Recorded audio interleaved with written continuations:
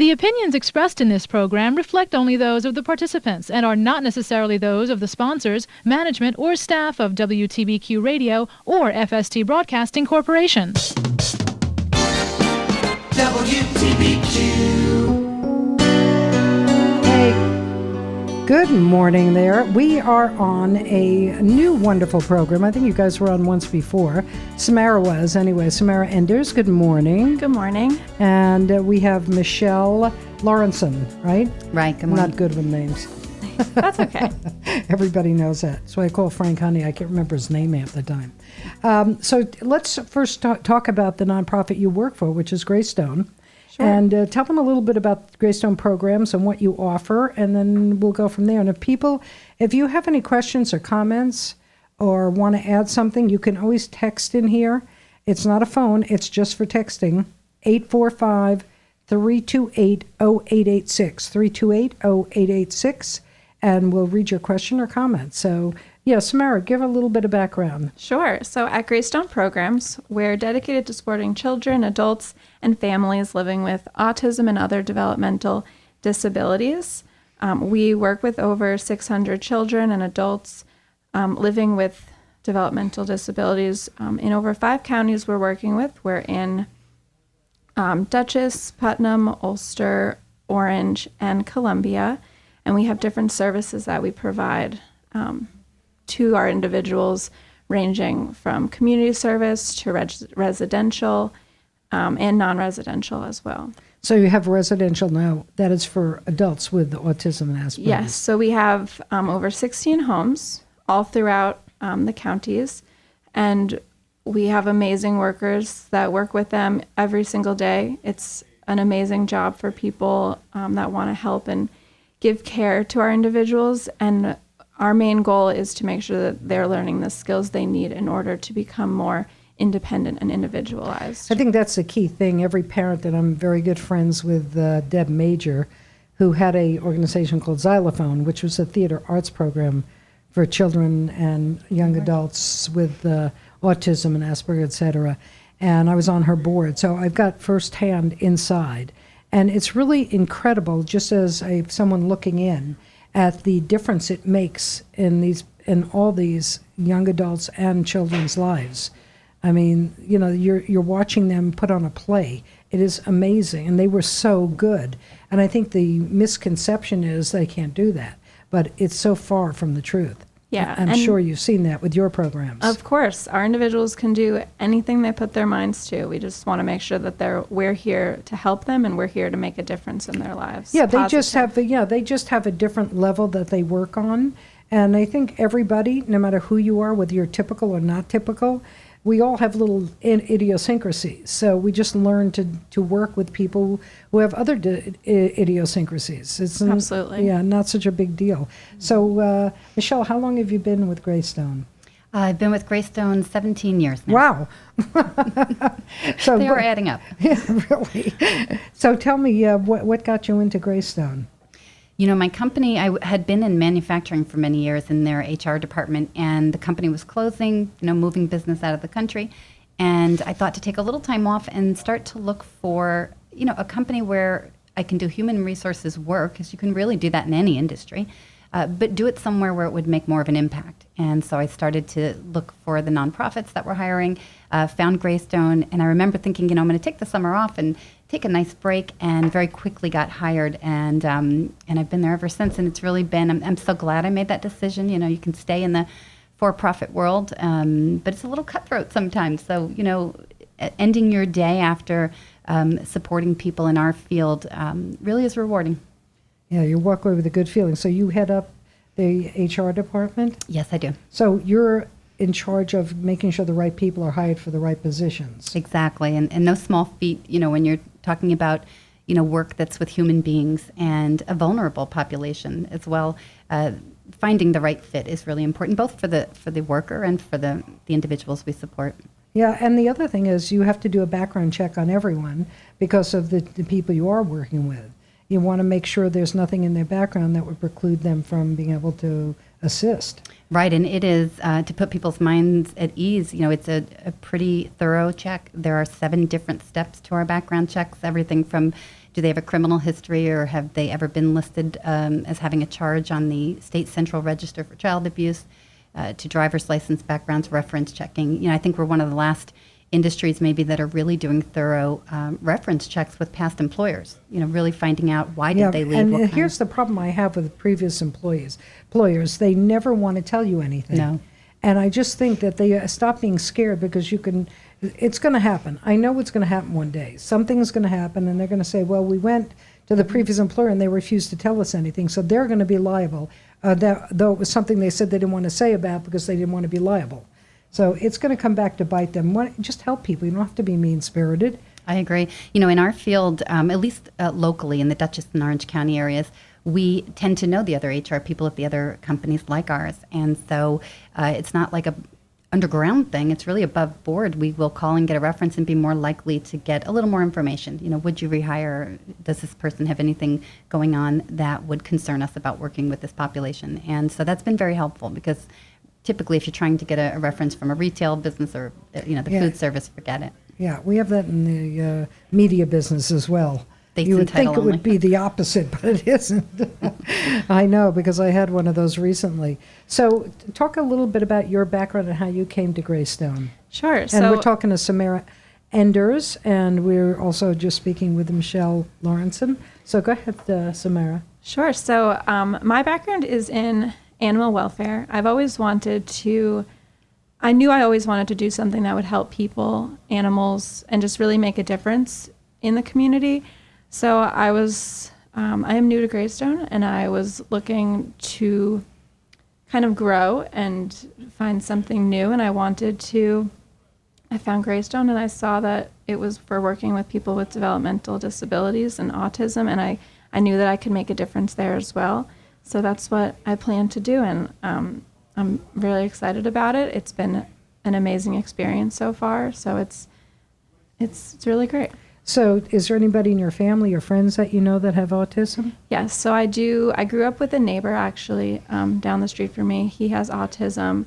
He's nonverbal, so I've had many different experiences with him, and I also have a cousin on the spectrum as well. Yeah, I think, and I'm just talking to someone else about it, because this seems to be the prominent thing in our society, trying to figure out why there is so much autism when, I don't know, when you two were growing up, you're much younger than I am, but when I was growing up, I never even heard of this word. It didn't exist. Myself either. I would agree with you, and many years ago, but there wasn't anybody in school or anybody in my neighborhood or circle. Or family members. Mm-hmm. And so I really think it's something to do with our food and water. I really do.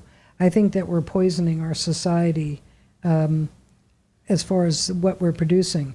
I mean, if you put pesticides on your lawn, you and millions of other people, it's not just your lawn, what do you think happens when that leaches into the water supply? Sure. So I just think there's other reasons for it. I know that Jenny McCarthy came out with a book that it had something to do with the vaccines. Now, look, I don't know.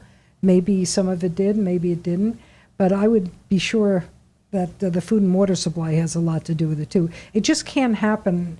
It's not like a virus that it comes and it goes. Mm-hmm. Although I've seen a huge difference with children with autism and Asperger's, the different processes that you're using now and the skill set that you're using for them. It's just amazing to see the difference. And what's wonderful is that, many years ago, people who might have been diagnosed with autism maybe didn't have the right name attached to it, but there weren't a lot of early supports. And nowadays, with the many early intervention programs that are out there, that child has a greater chance of living, a full life, but one without so much restriction. And I think a lot of times when you look back, like Willowbrook, when you talk about that, I think there may have been people in there with autism, Sure. and they just said they were mentally retarded was the conversation. Mm-hmm. I think it was a total misdiagnosis of people. So, and I think it's becoming more mainstream now, where people are like more, accepting mm-hmm. and understanding. There's a lady, a small person, who told me once that she said she loves when kids come over because they're very honest, and they say, "Oh, you're really little, why?" And she loves that. She goes, that way I get to explain to them about it, where you get people who just kind of walk 10 feet away from you because they think there's something to fear. Yeah. I'm like, that kind of reminds me when I had friends from Europe, when I'd introduce them, people would start raising their voice. And I'm like, they're not deaf. They're from another country. You know, it's crazy. So it's a matter of teaching the public, too. Sure. How to understand this. So what's your job over at Greystone? So I'm the director of Philanthropy. We work on events. We work in fundraising, in the communications that Greystone puts out as well. And one of the communications that we're putting out right now is that we are actually hiring for direct support professionals. And that's one of the reasons we have Michele with us here today, is to go over and discuss the career opportunities at Greystone and all of the wonderful benefits that we offer to really incite people to want to motivate themselves to work with people with autism or developmental disabilities. So I can bring it over to Michele. What career opportunities do we have available right now? So now at Greystone, we are hiring mostly for, as you said, direct support professionals. It's a nice long title, and one that's not widely known. I think that if you work within the field, then that rings a bell to you. You've heard of DSP, which is the acronym for it. But outside of our field, there really is. I can remember when I joined Greystone, I knew that there were people in our world, right, with disabilities. I knew there had to be people out there supporting them in programs, but I didn't really understand the extent of the work in our field.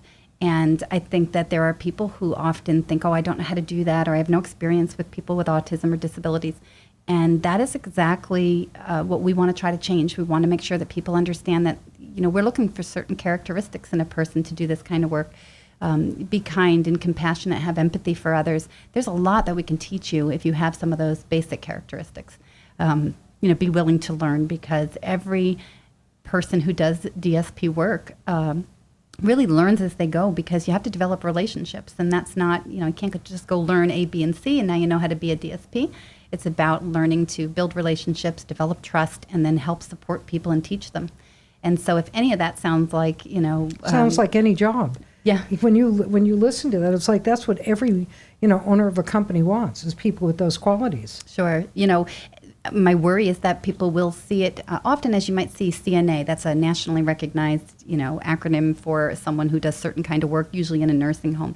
With us, my worry is always that if they see direct support professional, they immediately say, I don't do that, I don't know that, instead of looking into it further. So we really do want to educate the public to say, this can be entry-level work. We will teach the right people, and we encourage more and more people to come into the field, because we have a shortage nationally. We obviously have a staffing crisis right now nationwide, and our industry has been really hard hit because we just have people who, COVID was very tough on people to come in and work in a group home environment, wearing a mask and a face shield and goggles. And because you can't make a connection at all that way either. Very difficult, a very good point. Having your mask on for some people that we support was really, really tough for them, to not see the staff's mouth as they were talking. Right. Yeah, that is a difficult thing, really, because then you're not making that correct connection they need in order to understand what you're trying to come across. And they also see it in a different way. Oh, my goodness, we went way past our break. All right, we're going to take a little break right now. We come back with Samara and Michele, and we're going to continue here. If you have any questions or comments, 845-328-0886 is a text, 845-651-1110 telephone. We'll be right back.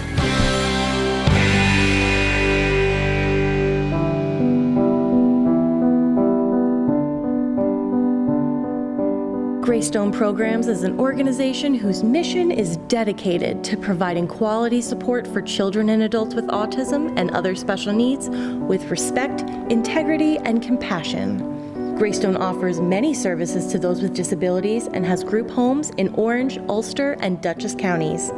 To learn more and to see how you can help, visit greystoneprograms.org. Hi, this is your favorite Assemblyman, Carl Brabenik. And your state senator, Mike Martucci. And we are teaming up for the Friday Roundtable, where we'll be talking about what's happening in Albany. That's every Friday at 9 a.m. on radio worth listening to. WTBQ. And we are back here with Greystone. And Greystone is an incredible organization. How long, just before we go back to Michele, I want to know how long is the, or maybe I should ask you, how long is has the organization been around? For over 40 years, we were one of the first agencies to open a group home for men with autism, and some of those same men still live with us. Wow, that's a while already. Yeah. But it just shows you the different levels you can address. Absolutely. Now, I know you wanted to touch on another subject here before we go over to Samara. Yeah, I wanted to mention, in addition to people joining the field maybe without experience, maybe another draw to do that would be to know that we have career advancement opportunities. So it's not the kind of job that you start and you stay in the same job title with the same pay rate forever. There are multiple things that we've put in place to try to just keep people longer. Again, it's relationship building is what really makes you good at your job. So the longer you're with us, the more impact you have in people's lives.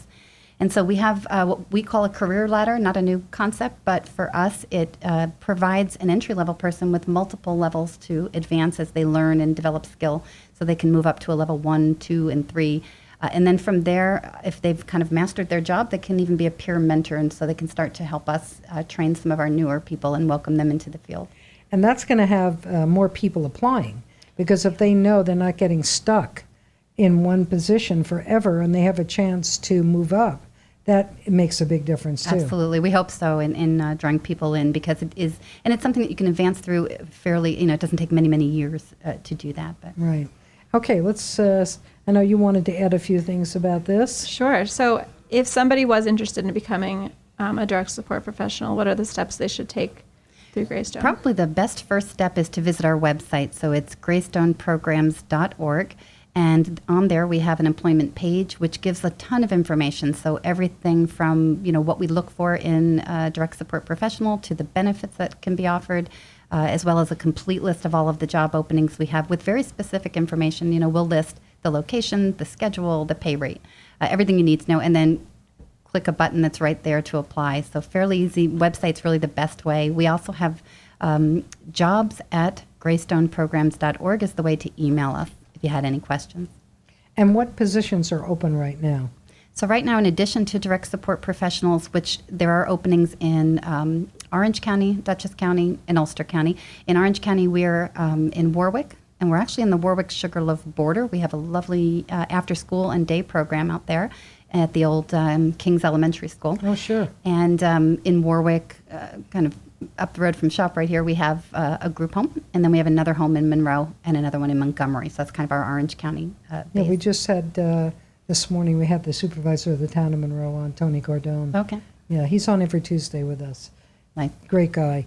And are there any other positions Yes, that are so available? in addition to that, we are looking for a registered nurse to support our homes. So they work typically supporting multiple homes. So they travel a little bit, but usually within a geographical area that makes sense for them to commute. In addition to that, we are looking for managers and assistant managers in some of our homes. So really great opportunities if you're in direct care now and looking to make that advancement leap and get into supervisory or management positions. So what does that group home manager look like? I mean, there are different time periods they can work, and how does that work? Yeah, so typically the structure of all of our homes is very similar. We'll have direct support professionals on each of the shifts. Then there's an assistant manager and a manager. And the manager tends to be the person who's doing a lot of the administrative planning, ensures that the quality of the supports that we're providing is where we want it to be. Does a lot of dealing with staffing and scheduling. The assistant manager supports them and works more into the evening hours. So managers typically during the day, assistant managers into the evening. Now, are there people there 24 hours a day? Yes. Okay. And is there, and I only know this from talking with Deb, are there like lighting or alarm systems, like if somebody tries to come out of the room or the front door? How does that work? In some homes, not many though, we are trying to provide as normal a home as possible for people. So alarms only when there's a great need, where we're worried about somebody falling out of bed and we don't know because maybe the house is big and we don't know if staff will always hear that in the middle of the night.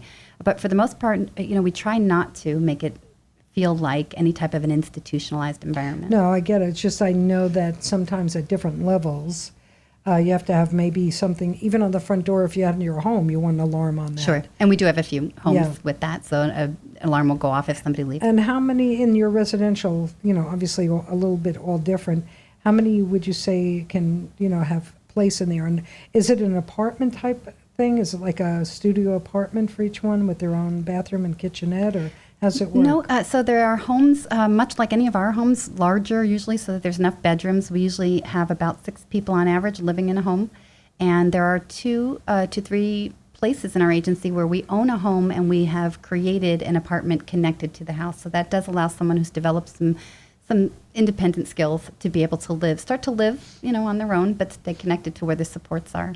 Oh, that's a great transition, too. Really is. And Samara. Sure.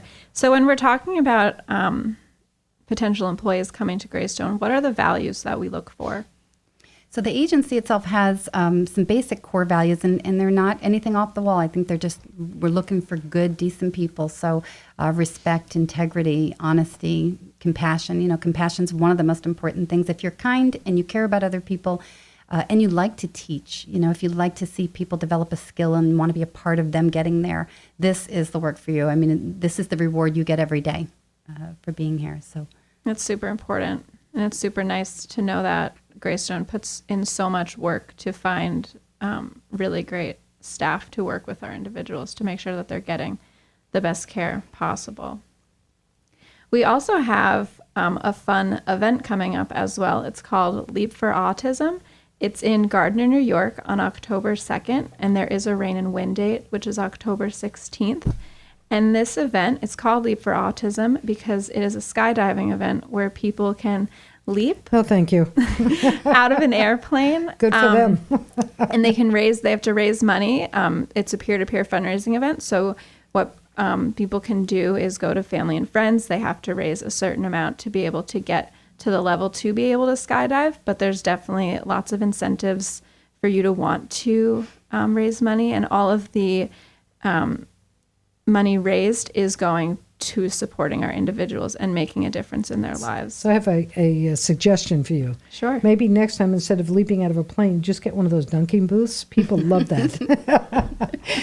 Well, we also have a virtual skydiving experience available as well. So instead of physically leaping, you're able to put on goggles that will imitate a leap and make you kind of feel like you're skydiving. You're just on the ground. Your feet stay on the ground. You don't have to worry Sounds about like my going kind up. of game, yes. Yes. So that's something fun too. So Deb had this interesting thing that she brought in. Oh, and I'm going to forget the name of it, but it was like it transposed like a soccer game on the floor or some other kind of game. Neat. I can't think of the name of it. I'm going to have to remember and send it to you because it was fantastic for the kids with Asperger's and autism. They were playing. I was playing with them one morning with the younger kids soccer. I mean, you look like you're at a soccer game. Yeah, it sounds so futuristic. Definitely It share really it with them. is. Yeah, it was really amazing. I don't know if she gave it to another organization or what happened when they closed the doors. The pandemic got them. Because as you know, when you're dealing with children or adults with these type of issues, you have to be in person. You can't do it through Zoom. They tried it. It just doesn't work. Yeah, it's definitely important to be in person. And this will be our 5th annual Leap for Autism, and it was actually canceled last year due to COVID. So we're coming back strong with it. We're super excited. It has fun for people of all ages. There's music, food, craft beer, and you can skydive tandem or virtually.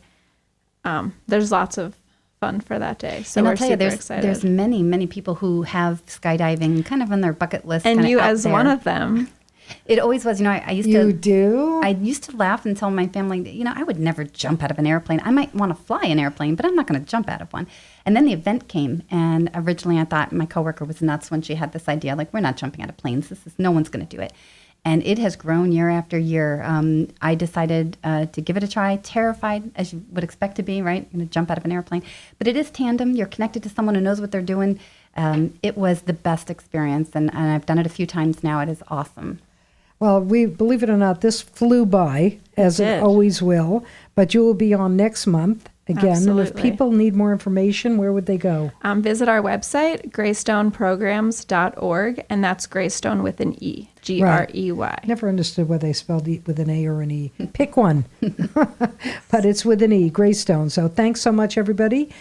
Stay tuned for Bridges, and we'll see you guys next month. Thank you. Thank you for having us.